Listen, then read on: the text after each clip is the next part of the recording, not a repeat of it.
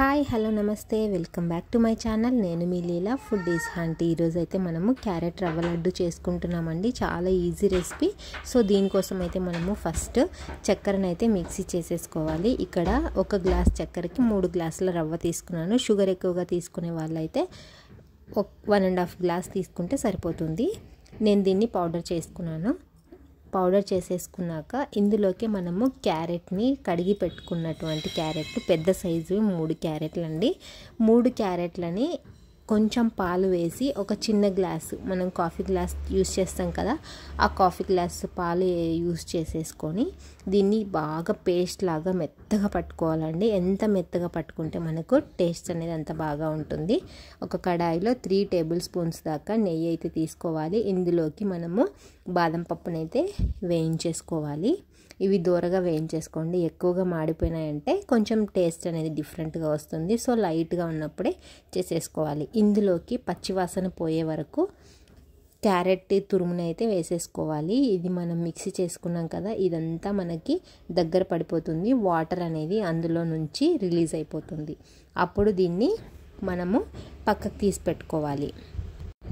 కొంతమంది ఫస్ట్ రవ్వని వేయించుకొని కూడా వేస్తారండి, కానీ అది కొంచెం డిఫరెంట్ టేస్ట్ ఉంటుంది. ఇది క్యారెట్ కొంచెం మగ్గిన తర్వాత మనకి టేస్ట్ అనేది మారిపోతుంది. ఇప్పుడు అదే ప్యాన్లోకి మనము మళ్ళీ కొంచెం నెయ్యి వేసేసుకొని రవ్వనైతే బాగా చిన్న మంట మీద దోరగా వేయించుకోవాలండి. రవ్వ అనేది కొంచెం కలర్ అయితే మారుతుందన్నమాట. తెల్లగా ఉన్నటువంటి రవ్వ కొంచెం కలర్ అనేది చేంజ్ అవుతుంది. ఆ చేంజ్ అయ్యే వరకు దీన్ని వేయించుకోవాలి. ఇందులోకి కొంచెం దంచుకున్నటువంటి ఇలాచీ పౌడర్ని అయితే వేసుకోవాలి. ఇది ఒకవేళ మీకు ఫ్లేవర్ నచ్చకపోతే స్కిప్ చేసేసేయచ్చు, పూర్తిగా ఆప్షనల్. ఇది వేగిన తర్వాత ఇందులోకి మనము క్యారెట్ని పక్కన పెట్టుకున్నాం కదా, ఆ గుజ్జునైతే వేసి చిన్న మంట మీద, ఒకవేళ మాడిపోతుంది అనే డౌట్ ఉంటే కనుక స్టవ్ ఆఫ్ చేసేసి కొంచెం సేపు దీన్ని అయితే బాగా కలిసే వరకు దీన్నైతే స్పూన్తో మెదుపుతూ కలుపుకోవాలండి. తర్వాత స్టవ్ ఆన్ చేసేసుకొని పెట్టేసుకోవచ్చు. ఇన్ కేస్ మీకు భయం ఉంటే, మాడిపోతుంది అని భయం ఉంటే, నేనైతే స్టవ్ మీద పెట్టేసుకొని చేసేసుకున్నాను. ఈవెన్గా అంతా కలుపుకొని చేసుకున్నానండి. ఇది 2 మినిట్స్ వరకు మనకి కలవడానికి టైం పడుతుంది. ఇది మొత్తం కలిసిపోగానే మీరు ఇక్కడ కొంచెం కలర్ లైట్గా ఉంది అంటే ఫుడ్ కలర్ కూడా యాడ్ చేసుకోవచ్చు. లేదు అంటే ఇదే కలర్తోనే మీరు చేసేసుకోవచ్చు. నేనైతే ఎలాంటి ఫుడ్ కలర్ వేయలేదు. ఇక్కడ మనం మిక్సీ పట్టుకున్నాం కదండి చక్కెర, ఆ చక్కెరను అయితే ఇందులోకి వేసేసి కలుపుకోవాలి. ఇక్కడ మీడియం ఫ్లేమ్లోనే మంటను పెట్టుకోండి. మనం చక్కెర వేసిన తర్వాత మాడిపోయే ఛాన్సెస్ ఎక్కువగా ఉంటాయి. సో మీడియం ఫ్లేమ్ మీద కలుపుతూ ఈ చక్కెర కరిగే వరకు వేడి మీద పెట్టేసుకున్నామంటే మనకు ఆల్మోస్ట్ లడ్డు అనేది చుట్టుకోవడానికి రెడీ అయిపోతుందండి. ఇక్కడ మీకు ఒకవేళ మీకు ముద్ద కట్టడానికి రాదు అనే డౌట్ ఉంటే కనుక ఇక్కడ మీరు ఫైనల్లో కొంచెం పాలు అయితే యాడ్ చేసేసుకోవచ్చు. అది పూర్తిగా మీ ఆప్షన్ అన్నమాట.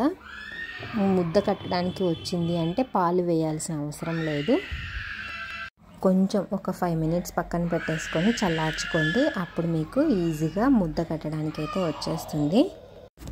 మీకు అక్కడక్కడ ఉండలు ఏమైనా కనిపిస్తే ఉండలన్నీ ఇలా స్పూన్తో కదిపితే ఆ ఉండలన్నీ పగిలిపోతాయండి. సో ఈ విధంగా మీరైతే దించుకున్న తర్వాత కొంచెం చల్లబడడానికి టైం తీసుకుంటుంది కదా, ఆ టైంలో ఇలా స్మాష్ చేసేసి పెట్టుకుంటే మనకు ఉండలు కట్టుకోవడానికి చాలా ఈజీ అవుతుందన్నమాట. ఈ ప్రాసెస్ చాలా సింపుల్. చాలామంది అయితే డిఫరెంట్గా ట్రై చేస్తూ ఉంటారు కదా, ఈ విధంగా ఒకసారి ట్రై చేసి మీరైతే క్యారెట్ రవ్వ లడ్డూని చేసేసుకోండి. చాలా సింపుల్గా ఎవరైనా ఇంటికి గెస్ట్లు వచ్చినప్పుడు చాలా ఈజీగా అయిపోతుంది. మనం ఇంకా 1 by 1 ఉండలు కట్టేసుకొని లడ్డూలాగా చుట్టేసుకొని పెట్టేసుకుంటే మనం దీన్ని ఒక 1 వీక్ దాకా తినేసేయచ్చండి. కొంతమంది లడ్డు చేస్తే బాగా డ్రైగా అయిపోతుంది అంటూ ఉంటారు కదా, అలాంటి వాళ్ళకి ఈ టిప్ చాలా బాగా హెల్ప్ చేస్తుంది. రవ్వ లడ్డు తినడానికి చాలా సాఫ్ట్గా, చాలా టేస్టీగా ఉంటుందండి. ఫైనల్గా మనకైతే రవ్వ లడ్డు రెడీ అయిపోయింది. సో ఐ హోప్ మీకు ఈ వీడియో యూస్ఫుల్ అయ్యింది అంటే తప్పకుండా లైక్ చేయండి, షేర్ చేయండి, ఛానల్ని అయితే సబ్స్క్రైబ్ చేసుకోండి. మరిన్ని వీడియోస్తో మీ ముందుకు వస్తూ ఉంటాను. Thank you so much for watching. Thank you.